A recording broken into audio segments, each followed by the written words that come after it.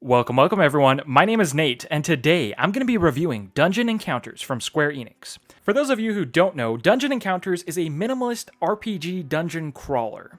The artwork is minimal, the story is minimal, and the gameplay is fairly minimal too, but Dungeon Encounters had some pretty big names tied to it, namely Ito Hiroyuki, the creator of the active time battle systems that's used in many Final Fantasy games. I was intrigued by the art style and the big names attached to this game, so I had to give it a chance, thinking that it would either be a beautiful gem or a major flop. The story of Dungeon Encounters sees a mysterious labyrinth appear next to a town one day, and monsters and fiends start pouring out from it. The lords of the land attempt to fight back the fiends, but have no luck in doing so it's up to the people to try conquering the labyrinth and fighting back the fiends. And that's it. That's the whole story for the game of Dungeon Encounters, which is told through 2 paragraphs when you first boot it up. Now, I personally find it somewhat refreshing to not have a heavily story-based RPG, but the small story here might be a big turnoff for some. Once you have made it past those first 2 paragraphs of story, you get into the nitty-gritty gameplay of Dungeon Encounters. You first start off by choosing Wanderers to make up your party of 4 from a place called the Academy. At the beginning of the game, you only have access to 7 Wanderers, all starting at the level 1. But you will have the chance to find and rescue 10 plus other Wanderers that are scattered throughout the dungeon. Each Wanderer has a pretty good looking portrait, along with a 3D model that you can use to traverse the world. Also, each Wanderer comes with a paragraph of text that describes why they are making their way through the depths of the dungeon. For a game that is so minimal, I kind of appreciate the little background stories we get for each of these characters. After you've chosen your Wanderers, you then start crawling the dungeon floors. Dungeon floors are made up of a grid of X and Y position based squares that you traverse, and some will either have black or white numbers and letters on them. White letters and numbers represent an event or a location. For instance, the number 1 is a staircase going down, and the number 2 is a staircase going up. Others represent shops, shrine, treasure chests, and places for you to heal your party. There's no guide or legend telling you on screen what these numbers mean, so you're going to have to use your memory and imagination to make these simplistic locations a little bit more exciting. Now, black numbers and letters, on the other hand, represent enemies. Every time you enter a floor, enemies are randomly scattered throughout the floor, and their number or letters typically indicate how strong they are. So for instance, if you see an enemy whose number is unusually high, you will probably want to find a way around them. Now, the way how you get around them is through abilities.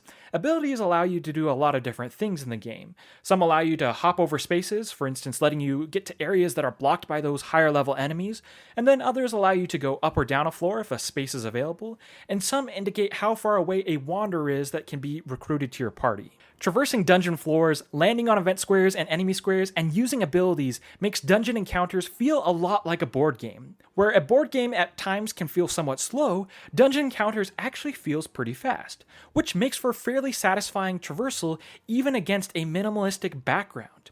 You can even change the speed at which your characters move around the board if things seem to be going a little bit too slow. Now, surprisingly, the floor designs and layouts, placement of secret passageways and locations is extremely good. I was surprised at how interesting they can make these minimalistic floor designs seem really complex. Some are complex mazes and a jungle of squares for you to find the path through down to the stairs that leads to the next floor, while others are linear paths to see if you can withstand fighting multiple enemies in a row. For a game that looks very minimalistic on the surface, its dungeon design is surprisingly deep. Another fun thing that makes these floors more exciting is treasure maps and brain puzzles. Treasure maps simply show you a section of the floor with an X to mark the spot of the treasure, whereas brain puzzles require you to do some simple math or solve a code to get a coordinate to where a treasure is located. These fun little asides help to break up the pacing of the gameplay. Now, along your way to the bottom of the labyrinth, you will have to participate in fights with enemies.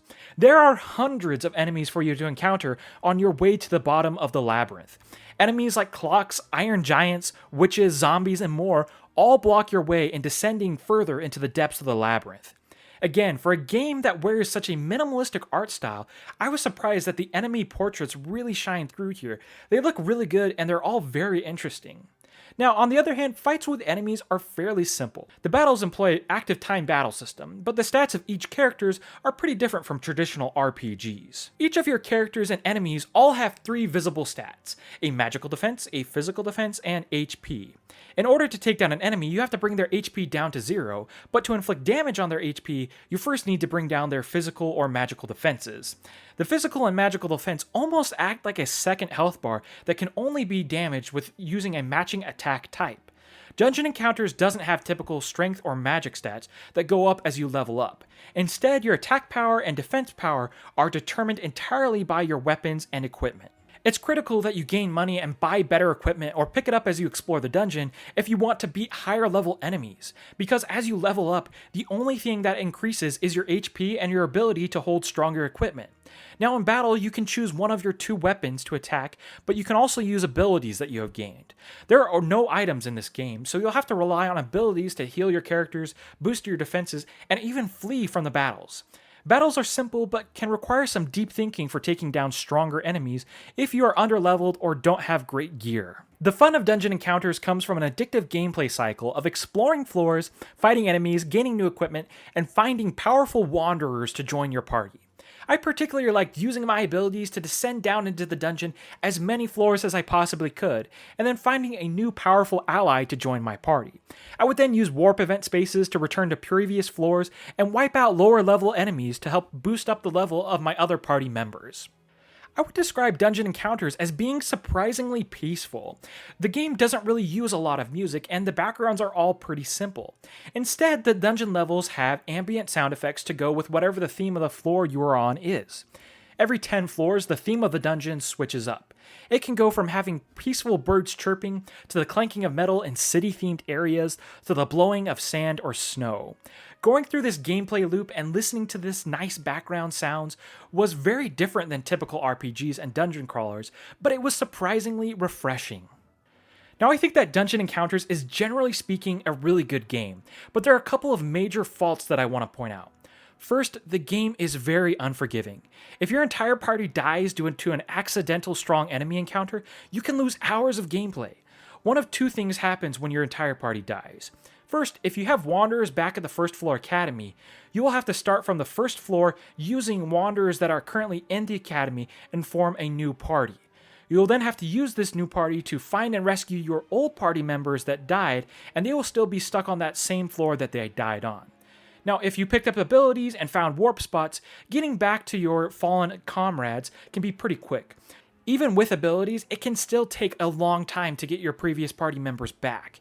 When I died on the 25th floor, it took me 30 minutes to get back all of my previous fallen party members. In my opinion, this is extremely brutal. But what's even more brutal is that if your entire party dies, but you have no one back at the academy. When I was on the 58th floor, I fell into a trap, and it made my party fall forever and die. This trap was random and not something I could avoid at the time.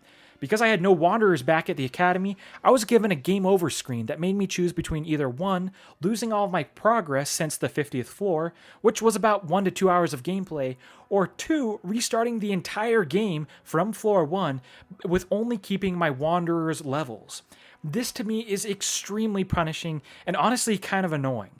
Now, that big fault aside, overall, I really like Dungeon Encounters. If you like classic JRPGs and you like dungeon crawlers, and this game kind of intrigues you by its art style, I highly recommend it. I think that this game could have been amazing had it not been so punishing, so sadly I'm gonna just have to say that it's a good game or a great game. It has an addictive cycle of exploring and making your way deeper and deeper into the dungeon, and each new area I encountered made me want to go further. You can get well over 30 hours out of this experience, and if you judged games by their length, then it might be well worth that price tag of $30. The art style and simplicity of the game might be off-putting for some, but if you are intrigued by the premise of a minimalistic dungeon crawler, I highly recommend giving this one a try out. My name is Nate the Great, thanks for watching this video, make sure to like and subscribe, and I will see you guys in the next one. Bye-bye!